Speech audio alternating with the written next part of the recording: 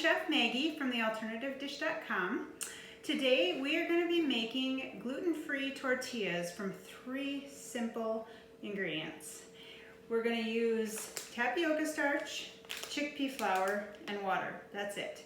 I know it's a weird time right now. People have been hoarding food, and I heard it's pretty hard to get tortillas at the grocery store right now because people are hoarding them. But do you know what people aren't hoarding? Tapioca starch and chickpea flour, I promise. Every time I go, there's plenty of it there. So this is a way that you can have your tortillas. These tortillas are very similar to a flour tortilla. So they're soft, they're flexible. We make tacos, burritos, quesadillas with them. I probably make these 2 or 3 times every week. They're so delicious and they're really fast and easy. So I'm going to show you how to make them here quickly, and then you can go make them at home. The first thing we're going to do is we're going to take 1 cup of chickpea flour,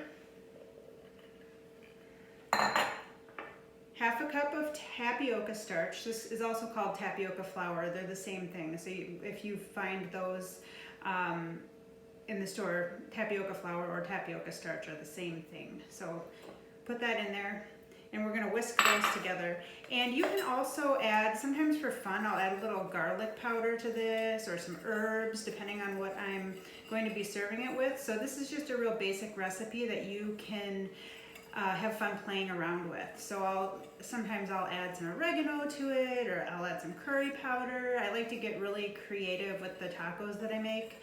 So just play around and have fun. Now I'm gonna add a cup plus 2 tablespoons of water and just whisk that again. And at this point, you can either just whisk it really, really good and try to get all those lumps out of there. I've found that I tend to still have some lumps left in there even after I whisk it, and so I'll just hit it with an immersion blender real quick before I put it on the stove. But if you don't have an immersion blender, or you can do a regular blender, if you don't have those things at home, just whisk it really good. Just try to get as many of those lumps out of there as you can. So I whisked that, and then I'm just gonna hit it with the immersion blender real quick.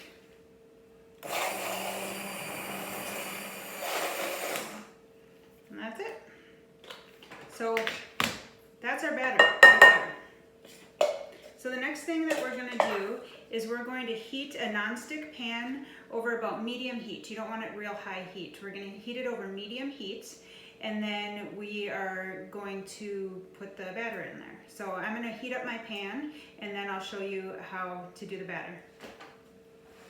All right, so now I have this batter that I just made and my pan that's been heating up. I usually actually start heating the pan up while I'm making the batter, because the batter comes together so quickly, and then by the time the batter's done, your pan's nice and hot.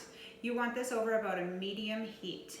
When you're making these, I've found that like a scant 1/4 cup, so maybe about 3 tablespoons, makes the perfect size for a taco.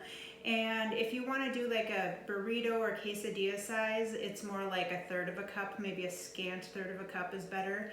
What I'm going to do is I'm just going to make tacos. We're going to have enchiladas tonight with black beans and sweet potatoes. So I'm making these for our dinner tonight. So I have about a scant 1/4 cup here, and I'm just going to pour it into the pan. And then I'm going to take the pan and just swirl it into a nice circle like that. I'm just going to pour it into the pan, and then I'm going to swirl the pan to get to thin out the batter and just get a nice round shell there. Okay, so this has been cooking for a couple minutes. You can see how the outside of the shell is starting to turn upward just a little bit. That's a pretty good indication that it's done. You can kind of peek under it, and yep, it's a little bit brown. So let's just turn it over, and we'll let it cook a few more minutes on that side, and then we will put it on this wire rack. I often have on my stove 2 pans going at once just to quickly make more, so I will make 2 batches at a time, or if I'm making smaller tacos, I can fit 2 tacos in this pan. And when you're done, I take it off and put it on a wire rack. I have found that if I stack them on top of each other while they're still warm, they get a little gummy. So just make sure you're not stacking them while they're still warm. So go ahead and just put them on a wire rack or somewhere where they can cool individually. And then when they're cooled, you can go ahead and stack them and put them in an airtight container. And my tip for reheating them is just to put them in a pan and put a lid over it, and it'll kind of warm it up and steam them, they can become nice and soft and flexible again. So go ahead and do that with the rest of your batter. This is looking like it's cooked, and I'm going to do that with the rest of mine. All right, and here's our finished product. We have about 12 tortillas here. That recipe made about 12 6-inch tortillas, like taco-sized tortillas. I think if you were gonna make burritos or quesadillas out of them, it would probably make about 6 to 8 tortilla burrito-sized ones. And so now we have these nice, beautiful, flexible, you can roll them up, you can fold a burrito in them, anything you want. These great tortillas that are good for so many different meal. Thanks so much for joining me today. I hope you enjoyed this recipe, and I hope you get a lot of use out of it, especially during this time where there's not as many options available in the grocery stores for us. So you can find this recipe and all my other recipes at alternativedish.com. And thanks so much for stopping by. Bye.